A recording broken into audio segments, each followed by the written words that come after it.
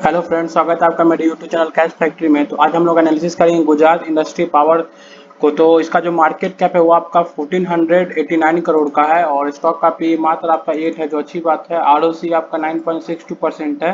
Current market price आपका 98.4 rupees है और बुक वैल्यू आपका 192 है। और डिविडेंड इन भी इसका ठीक ठाक है, 3% के आसपास। प्रमोटर होल्डिंग आपका 55.7% है। डेप्ट आपका 426 है और डेप्ट टू इक्विटी रेशियो 15% के आसपास में है, 15% है इसका मतलब। और हम लोग क्वार्टरली रिजल्ट में आते हैं तो अभी तक इसका रिजल्ट आया नहीं है और मार्च का हम लोग देखें तो 44 करोड़ का इसका आया है, जो अच्छी बात है।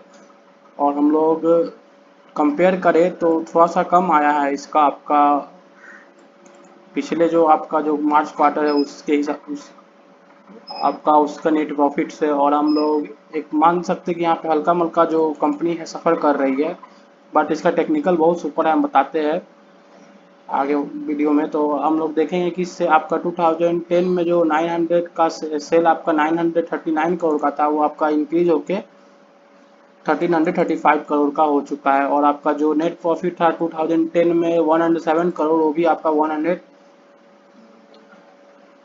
183 करोड़ हो चुका है। तो हम लोग कंपनी का जो फंडामेंटल है वो आपका ठीक ठाक है, ना ज़्यादा अच्छा है और बुरा तो है नहीं कंपनी का, मतलब कि कंपनी को प्रॉफिट हो रही है। ये एक अच्छी बात है कि कंपनी को लगातार प्रॉफिट हो रहा है।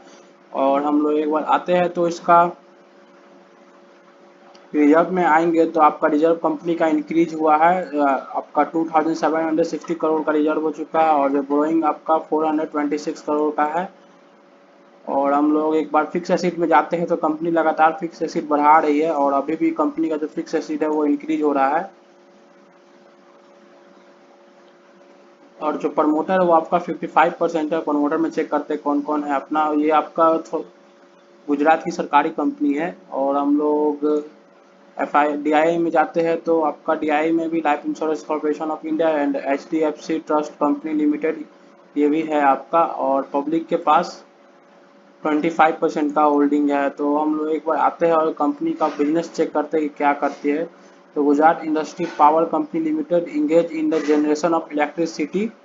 The company gas based power plant at Vadodara station including station first and capacity of 145 megawatt and station two capacity of 165 megawatt. तो हम लोग इसके एक बार वेबसाइट पे आते हैं। वडोदरा में इसका आपका पावर प्लांट है। और हम लोग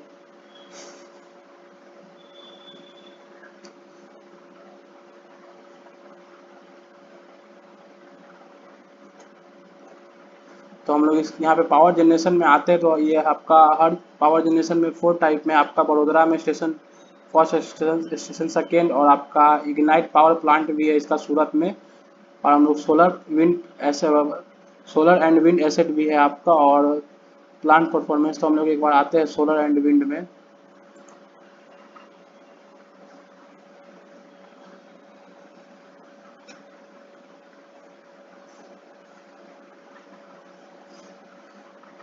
तो ये आपका जो प्रोजेक्ट है कंपनी का और आपका इंस्टॉल कैपेसिटी है 5 मेगावाट। आपका पावर सोलर पावर प्रोजेक्ट है आपका है और लोकेशन भी दिया हुआ है।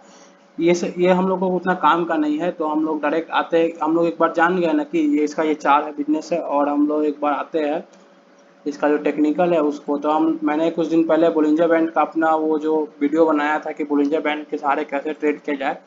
तो ये उसी का एग्जाम्पल ही आप मान सकते हो, उस पर भी ट्रेड है। और हम लोग एक बार आते हैं तो वीकली पे मैंने बताया था।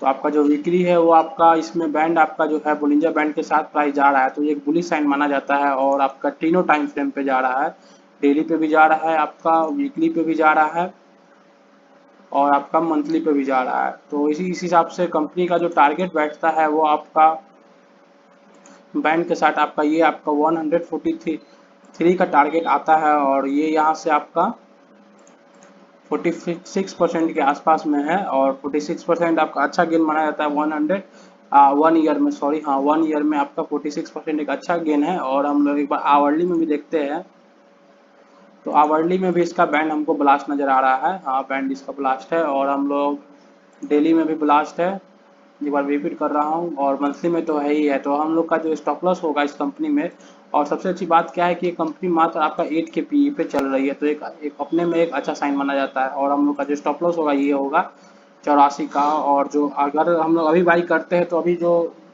2-3 दिन का ट्रेडिंग सेशन है या 5 डेज का जो ट्रेडिंग सेशन होने वाला है यहाँ पर, तो वहाँ पे हो सकता है कि कंपनी एक अच्छा खासा मेजर मूवमेंट ले ले और यहाँ तक आ सके 105 तक। तो हम लोग को मंथली क्लोजिंग का वेट करेंगे तो बहुत लेट हो जाएगा। और अभी हम लोग बाई करेंगे, शायद हम लोग 2% शायद इसमें प्रॉफिट में भी चल रहा है, तो हम लोग यहाँ बाई करेंगे। तो अगर 5 दिन में कोई बड़ा मेजर इवेंट घटेगा तो हम लोग को यहाँ पे प्रॉफिट हो जाएगा, बड़ा मूवमेंट आएगा। तो अगर प्राइस यहाँ पे 5 दिन में नीचे जाता है तो हम लोग एक्यूमुलेशन कर सकते हैं 94 के आसपास। यहाँ पे 92 के आसपास हम लोग एक्यूमुलेशन कर सकते हैं। और जो हम लोग का स्टॉप लॉस होगा वो 84 होगा अगर प्राइस नीचे जाता है तो, जैसा कि हम लोग वीकली में देखते हैं। हाँ, 92 के आसपास हम लोग बाई कर सकते हैं। तो जो हम लोग का स्टॉप लॉस होगा वो आपका 84 होगा। और मंथली में भी जो आरएसआई है आपका, वो आपका 71 के आसपास में आरएसआई। तो ये पूरा कम्प्लीटली बुलिश है और बस हम लोग को बाई करने का जरूरत है इसमें। और बाई करने के बाद 6 महीना होल्ड करने का जरूरत है। जो आपका 6 कैंडल यहाँ पे मंथली बनेगा वो आपका 143 का टारगेट अचीव कर देगा। थैंक्स, मिलते हैं अपने अगले वीडियो में। और वीडियो पसंद आया है तो वीडियो को भी लाइक कर दीजिएगा और चैनल को भी सब्सक्राइब कर दीजिएगा।